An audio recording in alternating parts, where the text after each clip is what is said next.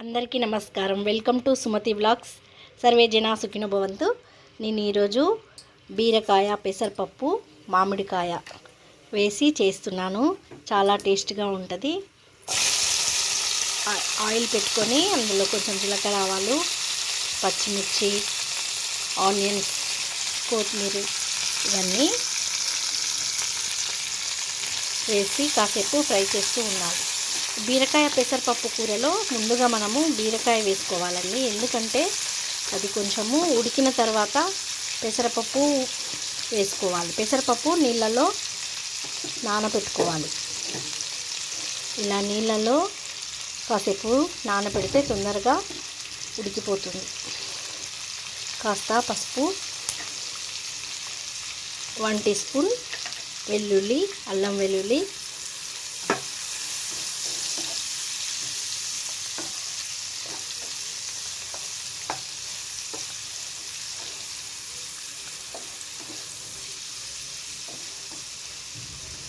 ఇది ఇలా ఆనియన్స్, పచ్చిమిర్చి ఇవన్నీ దూరగా వేగిన తర్వాత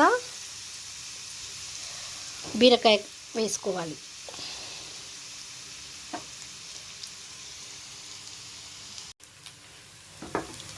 ఆనియన్స్ అన్నీ వేగిపోయినాయి. ఇప్పుడు మనము బీరకాయలు వేసుకుందాం. ఇందులోకి ఇవి చక్కగా కలుపుకొని కాస్త ఉడికిన తర్వాత మనం ముందుగా నానబెట్టుకున్న పెసరపప్పు వేసి కలుపుకోవాలి. బీరకాయ ఉడికిందా లేదా చూద్దామండి. బీరకాయ చక్కగా దగ్గరికి ఉడికిపోయింది. ఇప్పుడు మనం ఇందులోకి ముందుగా నానబెట్టుకున్న పెసరపప్పు వేసుకోవాలి. తర్వాత కొన్ని మామిడికాయ ముక్కలు, 1 టీ స్పూన్ కారం, ఎందుకంటే పచ్చిమిర్చి వేసుకున్నాం కాబట్టి సరిపోతుంది. 1/2 టీ స్పూన్ సాల్ట్, కాస్త జీలకర్ర పొడి. జీలకర్ర పొడి వేయడం వల్ల ఫ్లేవర్ బాగుంటుంది. ఇవన్నీ ఇలా కలుపుకొని మనం పెసరపప్పు తొందరగా దగ్గర పడిపోతుందండి. అందుకే మనం కొన్ని వాటర్ పోసుకొని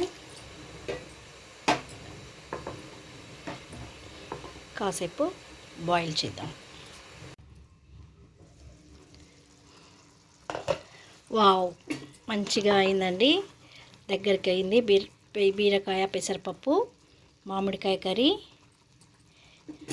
చివరిగా ధనియాల పొడి వేసుకొని కలుపుకోవాలి.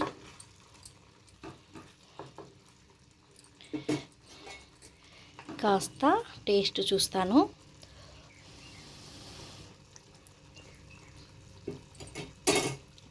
బాగుందండి, పుల్ల పుల్లగా చాలా బాగుంది. మీరు కూడా ఒకసారి ట్రై చేయండి. బీరకాయ మామిడికాయ పెసరపప్పు కర్రీ చాలా బాగుంది. లైక్ చేయండి, షేర్ చేయండి. Thank you.